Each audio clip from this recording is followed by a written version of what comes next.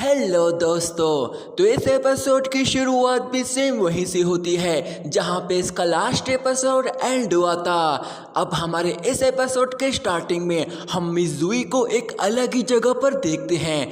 मिज़ुई वहां इधर उधर देखती है पर उसे कोई भी दिखाई नहीं दे रहा होता है।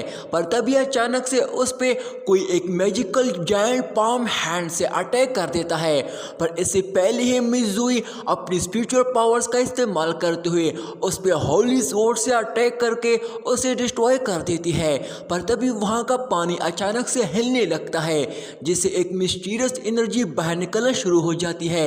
मिज़ुई को कुछ भी समझ नहीं आ रहा होता है कि आखिर ये सब क्या हो रहा है कि तभी उसके सामने एक अजोरा डीमन मंक बाहर आ जाता है। इसे देखकर मिज़ुई भी घबरा जाती है। इसके साथ ही वो मंक मिज़ुई पे अपनी स्पीयर से अटैक कर देता है जिससे मिज़ुई बड़ी मुश्किल से खुद को बचा लेती है। जिस पर वो खुद से कहती है कि इस अजोरा मंक की स्पिरिचुअल पावर्स तो निर्वाणा रल्म की लग रही है, जिसका मतलब ये काफ़ी पावरफुल है। पर जो भी हो मैं इससे भाग नहीं सकती क्योंकि मुझे अपने भाई लिंग फैंग के साथ स्पिरिचुअल पाथ में जाना है और अभी तो मुझे अपने फादर के पास भी जाना है। जिसके साथ ही वो अपनी होली स्वॉर्ड निकाल देती है जिसकी मदद से वो तुरंत ही अपनी अजोरा धर्म बॉडी को बाहर निकाल देती है जो कि काफी पावरफुल लग रही होती है। मिज़ुई तुरंत ही उस डीमन मंक पे अपनी स्वॉर्ड स्लैश से अटैक कर देती है पर वो मंक पहले से ही अचानक से उसके सामने से गायब हो जाता है। ये देखकर मिज़ुई खुद से कहती है कि ये कहाँ गायब हो गया, लगता है ये बस मेरा एक छोटा सा टेस्ट था।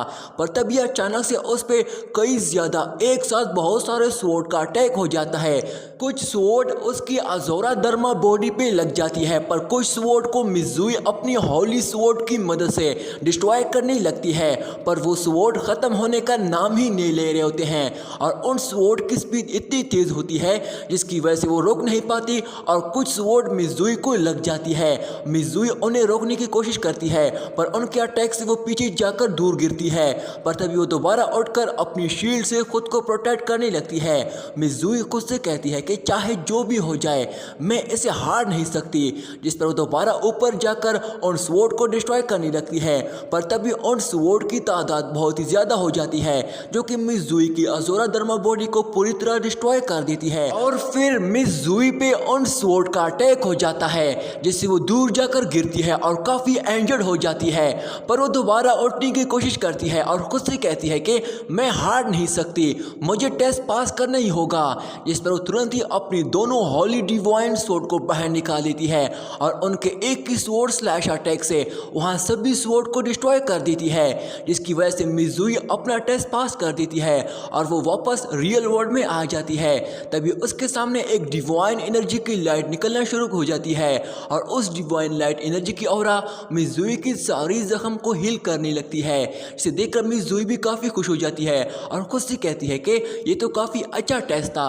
इसके साथ ही वो उस डिवाइन लाइट एनर्जी की तरफ बढ़ने लगती है। इसके बाद हम मिस जहनीर को देखते हैं जो कि वो भी एक डीमन बीस्ट से फाइट कर रही होती है और बड़ी आसानी से उस पर भारी पड़ रही होती है। वहीं दूसरी तरफ मिस लियोली भी एक टाइगर बीस्ट से फाइट कर रही होती है। वहीं हम बाकी सभी डिसेबल्स भी देखते हैं जो कि अपना टेस्ट दे रहे होते हैं और उन सभी को एल्डर मास्टर और जजेस उन्हें एक पोर्टल स्क्रीन की मदद से देख रहे होते हैं। तभी एक एल्डर मास्टर कहता है कि इस फॉर्मेशन की रिस्ट्रिक्शन इतनी हार्ड है कि ये इन डिसेबल्स की कल्टिवेशन लेवल को भी डिस्ट्रॉय कर सकती है और इन डिसेबल से ये डीमंस बीस्ट और मॉन्स्टर काफ़ी पावरफुल है। पर फिर भी हर एक डिसेबल अच्छे से फाइट कर रहा है, चाहे फॉर्मेशन स्पेस में ये लोग इंजर्ड भी हो जाए पर बिना किसी भी डिसेबल को कोई भी नुकसान पहुंचे इनकी इंजरीज यहाँ हील हो जाती है। पर आगे बढ़ने के लिए इनमें से कुछ ही डिसेबल होंगे जो कि अपनी जिंदगी दांव पे लगा कर भी ये कंप्लीट करने का सोचेंगे। तभी हम मिज़ुई को देखते हैं जो कि धीरे धीरे उस शील्ड बैरियर को क्रॉस करते हुए उस डिवाइन लाइट की तरफ बढ़ रही होती है। इसे देखकर एल्डर मास्टर कहता है कि ये लड़की मुझे बाकियों से काफ़ी अलग नज़र आ रही है। इस पर मास्टर युआ जवाब देता है कि इस लड़की में काफ़ी टैलेंट है। जिस पर एल्डर मास्टर कहता है कि इसका मतलब ये लड़की मेरे ह्यूमन रेस की मंक में से नहीं है। इस पर मास्टर युआ उसे जवाब देता है कि उससे हमारी ह्यूमन रेस के लिए इतनी फिक्र क्यों होगी अगर ये हम जैसे नहीं है। जिस पर एल्डर मास्टर जवाब देता है कि अगर ये हमारी रेस की नहीं है तो इसका दिल भी हमसे अलग नहीं हो सकता, ये भी हमारी तरह ही सोचती होगी। जिस पर मास्टर युआ उसे कहता है कि इस दुनिया में सभी हर स्पिरिट में आपको या तो अच्छे स्पिरिट मिलेंगे और या तो इवल स्पिरिट भी मिलेंगे।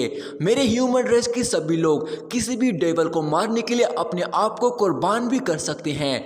जिस पर एल्डर मास्टर उसे कहता है कि ये बात तो आपकी बिल्कुल सही है, हमारे बच्चे भी हर वक्त तैयार हैं। जिस पर मास्टर युआ उसे कहता है कि चलो फिलहाल ये बात छोड़ देते हैं, देखना ये है कि आज मार्शल गोल्ड माउंटेन में कौन सा डिसाइबल सबसे पहले एंटर करेगा। तभी यहाँ पे ये सीन चेंज हो जाता है जहाँ हम लिंग फेंग को देखते हैं जो कि इस बार वो अलग ही किसी दुनिया में होता है। उसके सामने वही अजोरा दर्मा डीमन बाहर आ जाता है जो इस बार पहले से ज़्यादा ताकतवर लग रहा होता है। वही लिंग फेंग भी उसको देखकर तुरंत ही फाइट के लिए तैयार हो जाता है। इसे देखकर वो डीमन तुरंत ही उस पर अपनी स्पीयर से अटैक कर देता है, पर इससे पहले ही लिंग फेंग अपनी स्पिरिचुअल पावर्स का इस्तेमाल करते हुए होली फायर ओमेगा स्वॉर्ड को क्रिएट करता है जो कि काफ़ी पावरफुल लग रही होती है। लिंग फेंग अपनी इस स्वॉर्ड से उस स्पीयर पे अटैक कर देता है और साथ ही लिंग फेंग अपनी फायर फिनिक्स से भी उस पर अटैक कर देता है और उस स्पीयर को बड़ी आसानी से पूरी तरह डिस्ट्रॉय कर देता है। जिससे वहाँ एक जोरदार ब्लास्ट हो जाता है और वो मंक भी गायब हो जाता है और ये टेस्ट भी लिंग फेंग पास कर लेता है। इसके बाद लिंग फेंग वापस रियल वर्ल्ड में आ जाता है और लिंग फेंग उस शील्ड बैरियर से भी बाहर आ गया होता है और अब इसके सामने वो तीनों स्टैटूज होते हैं जिसे अब उसको उस पीक तक पहुंचना होगा। जिस पर लिंग फेंग तुरंत ही अपनी विंग निकालकर ऊपर की ओर जाने लगता है। वही लिंग फेंग के पीछे हम राजकुमारी वू कियान यिंग को भी देखते हैं जिसने सभी टेस्ट पास करने के बाद अब वो भी मार्शल गोल्ड माउंटेन की तरफ बढ़ रही होती है और वहाँ पहले पहुँचने की कोशिश कर रही होती है। ये देखकर एक मास्टर कहता है कि दो डिसेबल तो मार्शल गोल्ड माउंटेन पे चढ़ने लगे हैं। इस पर दूसरा मास्टर कहता है कि ये तो लिंग फेंग और वू कियान यिंग है। इस पर एल्डर मास्टर उन्हें कहता है कि मैंने सोचा नहीं था कि इन डिसेबल्स में यही दोनों इस टेस्ट को जीतेंगे।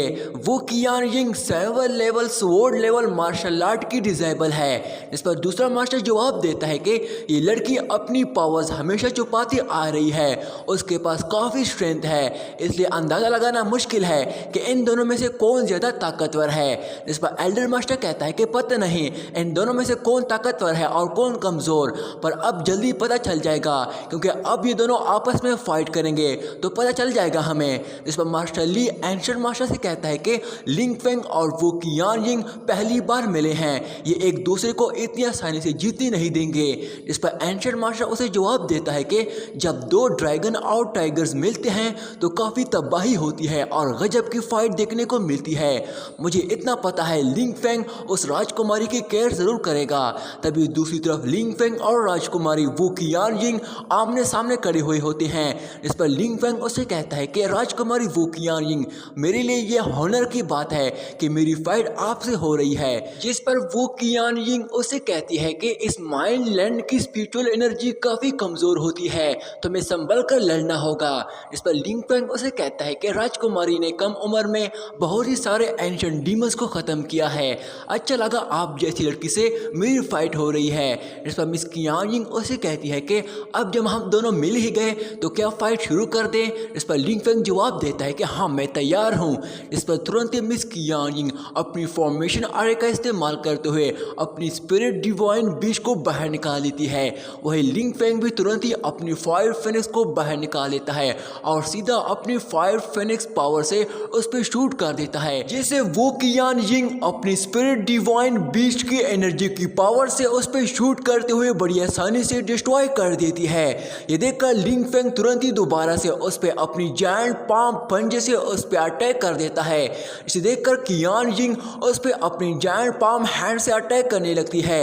इसे देखकर लिंग फेंग खुद से कहता है कि ऐसी कॉम्बैट पावर से तो कोई भी इसके सामने टिक नहीं पाएगा, इसके पास तो काफ़ी पावरफुल डिवाइन बीस्ट है। और तभी लिंग फेंग अपनी फिनिक ट्रांसफॉर्मेशन टेक्निक टेक्निक का इस्तेमाल करते हुए तुरंत ही होली डिवाइन ओमेगा स्वॉर्ड से अटैक कर देता है। उसकी ये टेक्निक देखकर कियान जिंग भी पूरी तरह शॉक हो जाती है, पर तभी लिंग फेंग अपनी स्वॉर्ड से उस पर अटैक करते हुए उसके जायंट पाम हैंड को रोककर डिस्ट्रॉय करने लगता है। और यहीं पे दोस्तों हमारा ये वाला पार्ट यहीं पे एंड हो जाता है। दोस्तों इस सीरीज का अगला पार्ट मैं जल्दी अपलोड करने की कोशिश करूंगा। तब तक के लिए मेरे इस चैनल को सब्सक्राइब करके इस वीडियो को लाइक कर देना। शुक्रिया।